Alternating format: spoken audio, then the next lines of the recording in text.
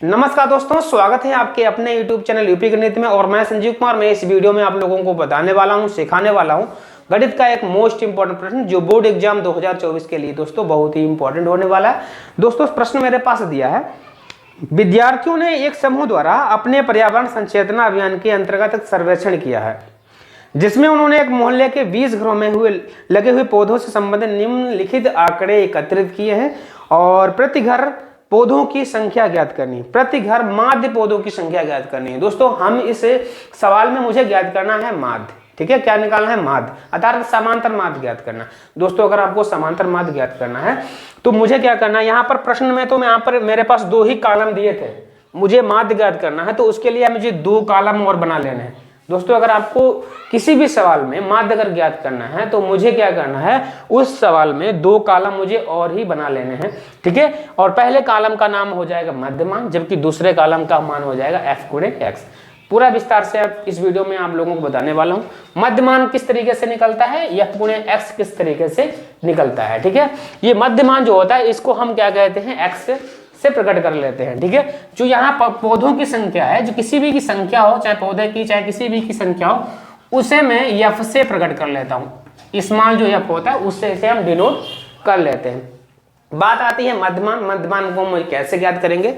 सबसे पहले मेरे पास जो पौधों की संख्या था और जो वर्ग अंतराल दिया है 0 से 2, 2 से 4, ये हमारा वर्ग अंतराल दिया है। दोस्तों वर्ग अंतराल से मुझे मध्यमान आसानी से निकाल सकते हैं। कैसे निकालेंगे, देखिए इनमें हमें क्या करना है, पहली संख्या को दूसरी संख्या को आपस में जोड़ देना है।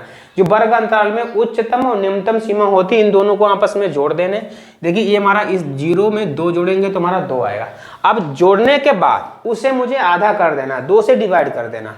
2 और 0 2 हो जाएंगे, 2 का आधा 1 हो जाएगा। मध्यमान मेरा यहाँ 1 आ जाएगा। इसी तरीके से 2 में मैं 4 जोड़ दूंगा, 2 और 4 कितने हो जाते हैं, 6। 2 में 4 जब जोड़ देंगे तो 6 हो जाएंगे। और 6 के आधे बच्चों कितने होते हैं, 3, तो यहाँ कर लेंगे हम 3, ठीक है।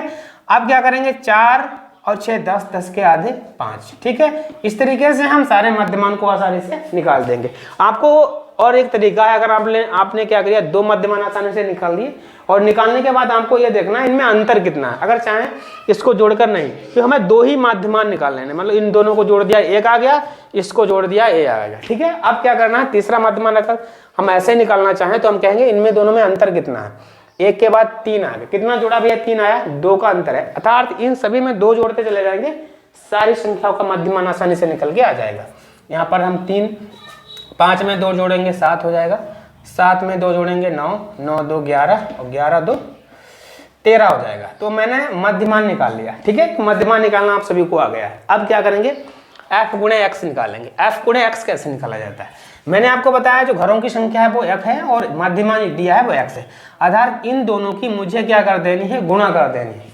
इन दोनों की आपस में गुणा कर देनी। 1 की गुणा 1 से करेंगे बच्चों कितना आएगा, 1 आएगा। इसी तरीके से 2 की गुणा 3 से करेंगे, 2 3 6 आ गया, 5 एकम 5। इस तरीके से आप इसकी मल्टीप्लाई आसानी से कर सकते हैं। 5 7 35 और 9 6 54, 11 2 22, 33 39, ठीक है। इस तरीके से मैंने ये f गुणे x का मान आसानी से निकाल दिया है।